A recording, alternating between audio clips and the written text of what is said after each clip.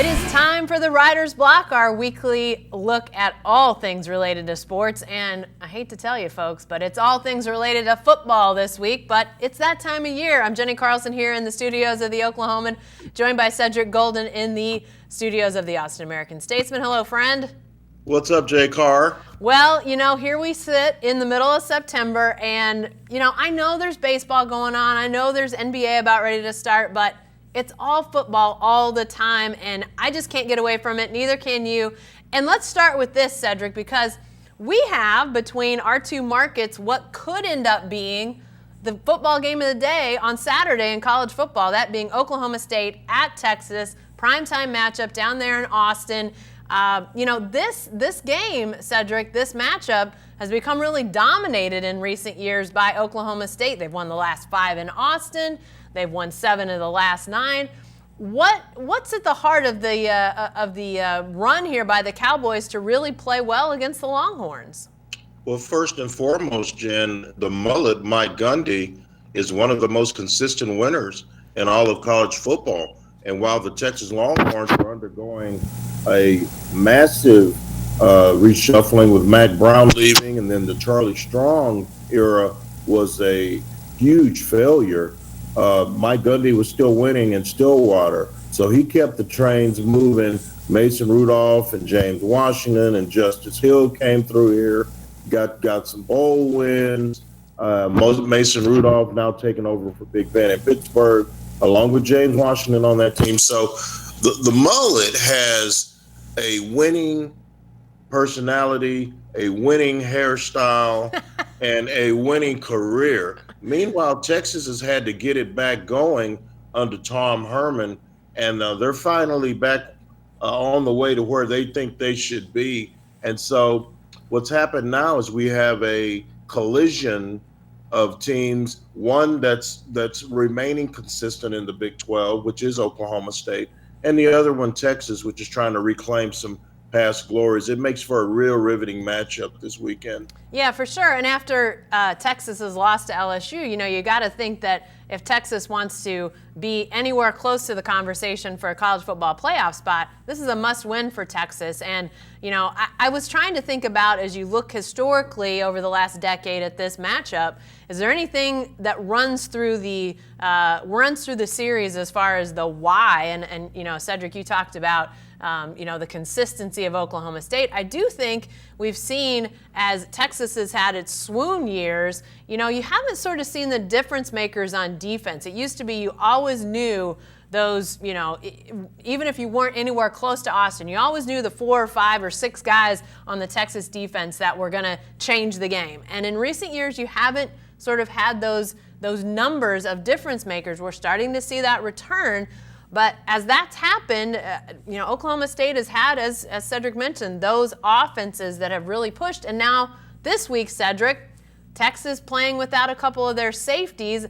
Obviously, this is the first big test for Spencer Sanders, the Oklahoma State quarterback, where you've got a more experienced guy in Sam Ehlinger. Does this game turn on those quarterbacks, or is it something else that's going to decide this game on Saturday night? Jan, it's the Big 12, and it's all about the quarterbacks. Don't we know it? Yeah. If you've got a great quarterback, you can make it happen in this league. Vince Young, Colt McCoy, Mason Rudolph, Baker Mayfield, Kyler Murray. Those guys move the needle, and defenses have been really tested in this league. What you're seeing a lot of now is they're dropping 8 and rushing 3 because they've just basically decided, why should we rush those extra 2 guys when we know the quarterback's taking a 3-step drop and getting rid of the ball on time? So they don't try to even get sacks hardly anymore. And so what Texas is looking for is the next great defensive player. Where's Earl Thomas? Where's Brian Orakpo? Where's Michael Griffin? Yeah. Where's Derek Johnson? Those guys are hard to come by. And even when you do get your hands on one, maybe their dominance is not as noticeable because of the sheer terror that these defensive coordinators are under because of these great offenses that are just putting numbers up like a pinball machine. Yeah. So what I look for this weekend, Jen, Spencer Sanders is a good young quarterback. He's young. He's a freshman. They're going to try to get after him. They're going to try to rattle him. They're going to blitz him more than they blitzed Joe Burrow at LSU because they know that this is probably his first time playing in front of 95,000 people. We're going to find out in a hurry if this kid is ready for the primetime occasion that will be Texas and Oklahoma State. Yeah, and a couple years ago, while there were all those video game numbers, you still had a game down there that was decided 13-10. So the defenses were definitely on display that day. But, I think it's interesting, Cedric, to look a little more broadly, too, as we talk about this conference and, this really being the first weekend of Big 12 matchups. A week ago we were talking about where's the marquee win for this league. Is it maybe up to Iowa State to beat Iowa to get that? Well, Iowa State didn't beat Iowa, and yet we saw K-State go to Mississippi State and get a win. We saw a variety of teams last week that scored some wins that I'm not sure I was expecting. Obviously, Kansas going to Boston College and winning. So there were several out there. Are you more optimistic about this league, or where do things stand right now as we get ready to launch into Big 12 play? Well, people aren't trying to laugh at the Big 12 anymore. After the Mad Hatter went up to Boston College and hung a 48 spot on BC, people are like, wait a minute, that's Kansas. What's Kansas doing? And just imagine how big it would be if Texas had figured out a way to beat LSU. Right. Texas gets in the end zone early in that game. Then the Big 12 is being talked about as probably the second best conference because we all know the ACC is Clemson and a bunch of other guys that don't really move the needle. We know the SEC is still the best conference, and the Big Ten is right there. But the Big 12 has moved up that pecking order. We know the Pac-12 is down. We know the AAC is not great. I think the Big 12, if this continues, Jen, has a claim as the second best conference in college football. And Texas and Oklahoma State, I think, are going to put on a real show. I still think Oklahoma is the class of this conference. And it remains to be seen when Texas and OU play, when Oklahoma and Oklahoma State meet. Right. But I just think it really sets up for a real fun year. And this is a real good jump-off point for everyone. Yeah, for sure. And, I think it does say that there's maybe a little bit more depth of good teams, maybe not great teams. I think, I agree with you, Seth. I think it is sort of the OU, Texas, maybe Oklahoma State, if they can score this win, they sort of take a running start at being one of the top teams. But, I think it does say, hey, maybe there's upsets out there. Maybe a K-State can beat one of the top teams. Maybe, a Kansas can push somebody. Those trap games, maybe they become more abundant than we saw previously. That's sort of what last week said to me, is that there might be more capable teams in the league. And who knows, maybe that does help to boost the Big 12 when it comes time for those college football playoffs, which seem far away, and yet they'll be here before we know it. All right, let's move to segment 2. And I promised a lot of football. This segment we're calling More Football, because here we go, said Big 12 quarterbacks, often maligned in relationship to the NFL, but this weekend,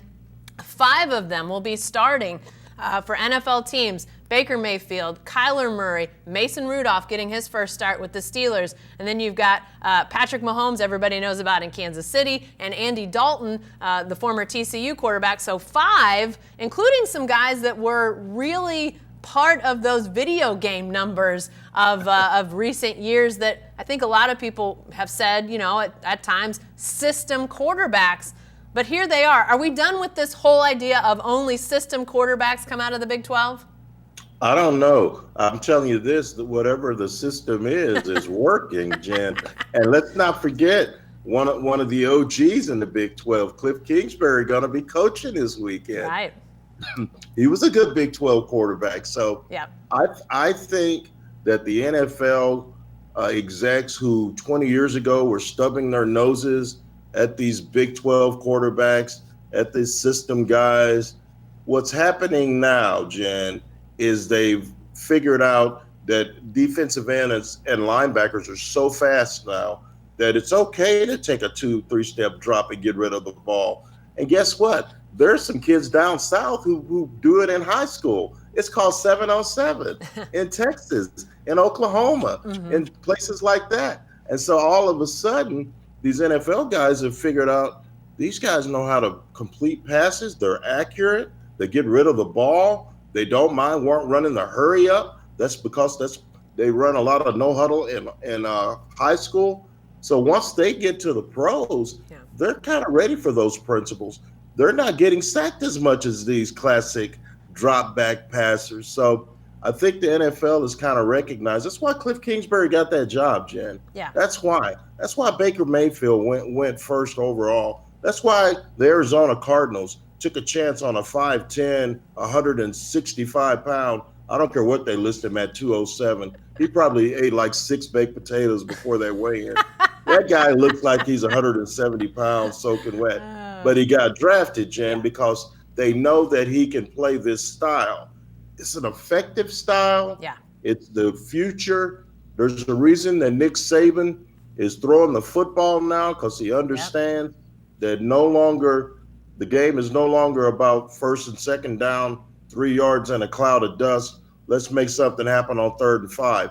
They don't do that anymore. Yeah. They're throwing the football. These Big 12 quarterbacks are NFL ready, and I can't wait to see what happens this weekend, because most of these guys are already putting up really, really good numbers early in the season. Yeah, for sure. And as I mentioned, the elder statesman in those Big 12 quarterbacks, Andy Dalton's been around for a minute, a little bit more in that pro style as opposed to these younger guys in the group. But to me, if you're a Big 12 quarterback, if you're Baker Mayfield, if you're Kyler Murray, those guys have got to be sending thank you notes to Patrick Mahomes, because to me, he's the guy that really sort of broke the mold, that people finally said, oh, I see what these guys can do.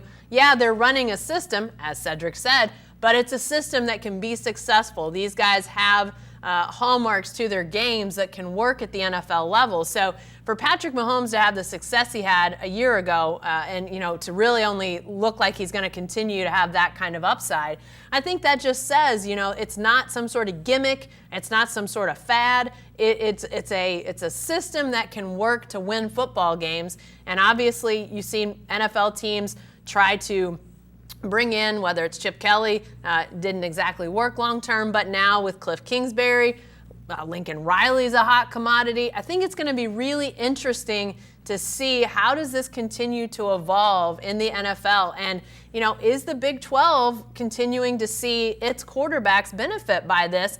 I think it remains to be seen, but 5 is a great number, and I think it could continue to go up. This year's crop maybe not the greatest, but I think there are some more guys as you look forward that could be that next group of starters to come out. And I'm interested. I haven't mentioned him much, Cedric, but we've talked the last month or two about the Steelers because of all the drama with Antonio Brown and all of their guys, but it'll be interesting to see Mason Rudolph. He's more of that Andy Dalton type of guy as far as stature and skill set, but he definitely has that air raid, up-tempo thing. Came in last week in relief of Ben Roethlisberger after he hurt his elbow. Played great. I think he's just another guy that could, he could be a guy that we're seeing as a starter for a long time in Pittsburgh. And the torch may have been passed. I think Big Ben may throw some gas on that torch, because he famously said that he was not going to be a mentor to Mason Rudolph. Well, guess what? Mason Rudolph is here. He threw 2 touchdown passes last week. He wasn't scared, Jen. No. Because he played in the Big 12 where he's used to throwing it 40 or 50 times. And I think that I look at these guys that are playing now, and I can't help but think about the days of yesteryear where guys like B.J. Simmons and Cumbie and who was the Zach from Oklahoma State? What was his last name? Zach Robinson, yep. Zach Robinson. Yep. Those guys came along about 10 years too early, Jen, because their types of skill set is working right now in the league. Those guys never even got a look hardly from NFL execs, but they were proficient at what the guys we're watching today are doing. They were proficient at that even way back then. And now what you're seeing is that the NFL coaches and owners have recognized, smartly I might add, that this stuff works, and we're not going to see the end of it. This is just the beginning, Jen.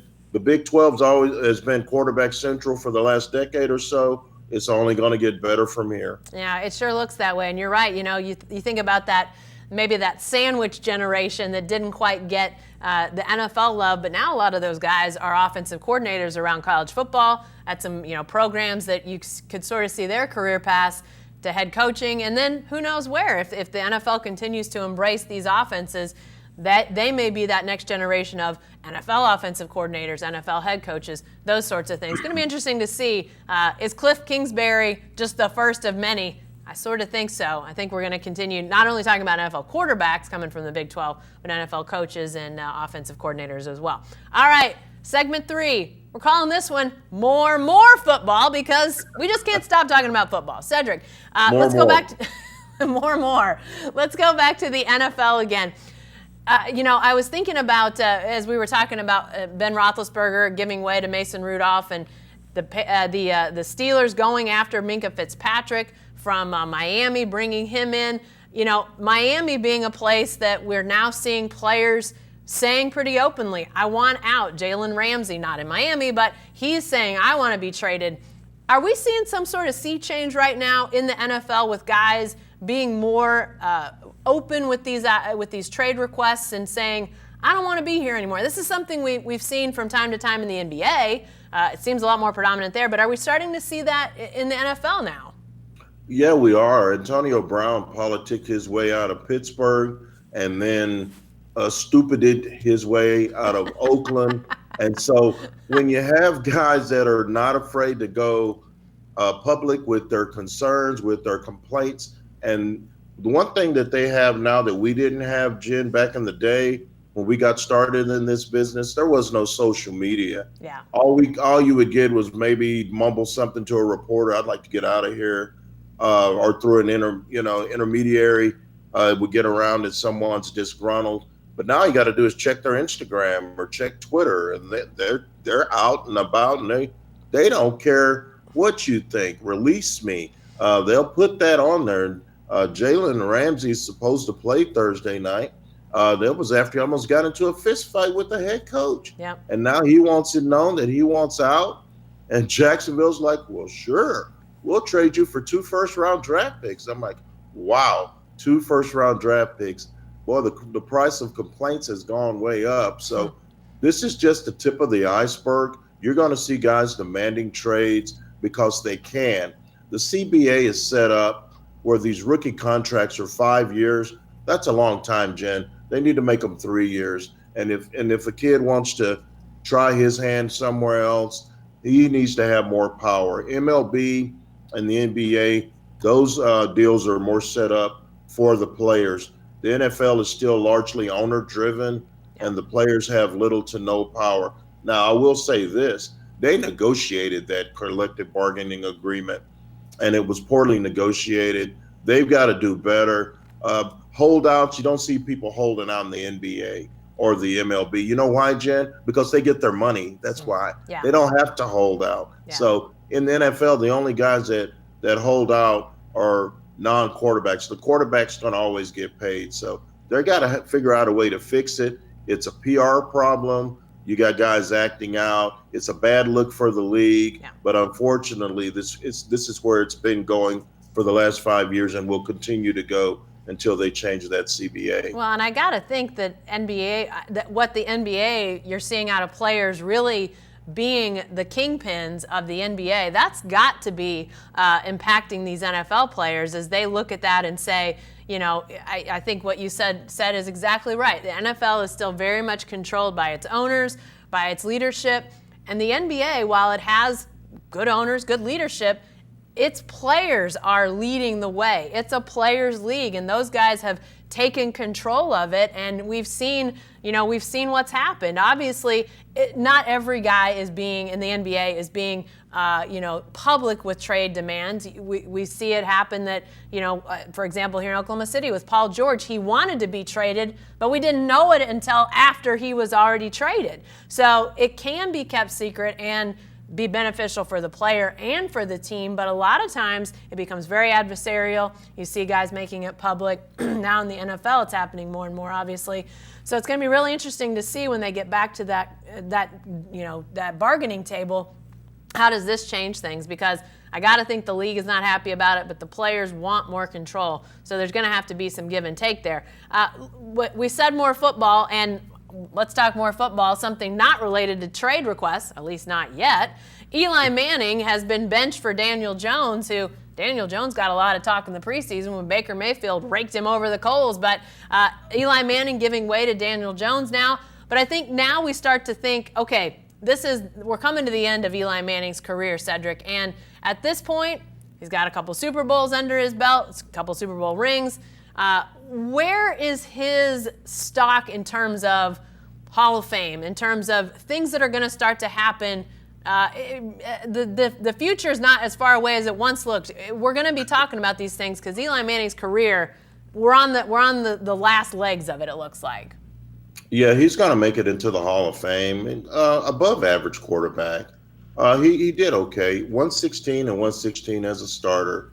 No one's gonna be gushing about that record, but he did beat the New England Patriots twice in the Super Bowl. So that's going to be his calling card to that yellow jacket, that gold jacket. And he also is Peyton Manning's little brother. That doesn't hurt.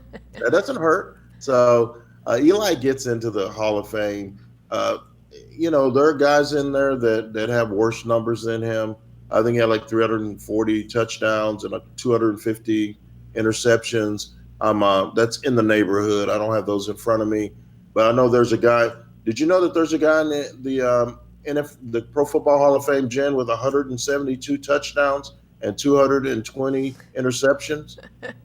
Did you know that? I think is it George Blanda? No, it's Joe Namath. Oh, okay. Wow. Joe Namath, who largely got into the Pro Football Hall of Fame because of the guarantee win. He guaranteed over the Baltimore Colts in '68. Yeah. So that's the thing that Eli has going for him. 2 Super Bowl rings. He was the face of the franchise for 15 seasons, and he's Peyton Manning's little brother. The Daniel Jones era has started. I know that there's some New York fans that are excited to see if this kid has what it takes. They already have a tremendous young running back in Saquon Barkley. Eli Manning has been a pro's pro. Yeah. He's not going to bicker. He's not complaining. He was talking about running scout team the other day.